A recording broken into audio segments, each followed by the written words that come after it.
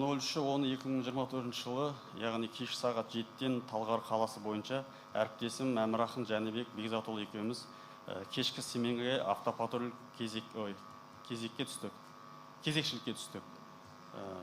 Өзімізге берілген аумақта маршрутта жүрген кезде бізге сағат 12:42-лерде шамамен қоңырау шалды кезекші бөлімнен. Яғни Менделеева көшесінде төбелес болып жатқан туралы.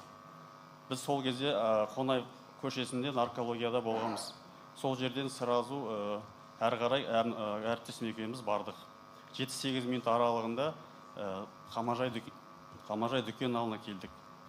Ары қарай біз келген кезде біраз топ адамдар болды.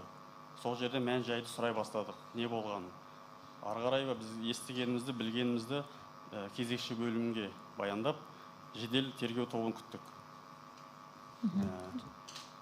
Тағы айтарым. Жақсы, сіздер кезекшілікке түскенде бөлінесіздер ғой, аға инспектор, кіші инспектор? Жоқ, бір дейміз. Бір дейсіздер ма?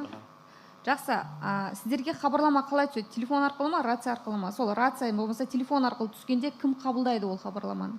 Сол сәтте бұл вызовты қасымдағы әріптесім қабылдады, телефонына звондап. Сол уақытта, белгіленген уақытта звондадық, біз сол уақытта ары қарай сразу бардық. Жақсы, қанша рет түсті хабарлама? Бізге? Сразу түсті, сразу бардық. Бір-ақ рет қана хабарлама түсті. Жақсы, барған кезде Қамажай дүкенінің алдына не байқадыңыздар, не көрдіңіздер, кім жүрді ол жақта? Адамдарды айтып бере аласыз ба? Адамдар 4-5 бала, жас балалар болды. Мен олардан сұрадым, яғни не болып жатқанын. Ішінде бір бала айтты, маған басымды біреу ұрды, басынан қан ағып тұрған болды. Сол балаға айттым, қазір жедел жәрдем шақырып қойдық, қазір күте тұр. Ешқайда кетпеулерін сұрадым, сол жердегі жас балаларды. Және де басқа үлкен кісілер келе бастады, тұрғындары.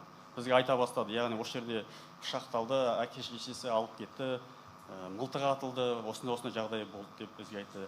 Және де Мерседес автокөлігі мен Volkswagen автокөлігі болды. Солар қашып кетті деді, кетіп қалды деді.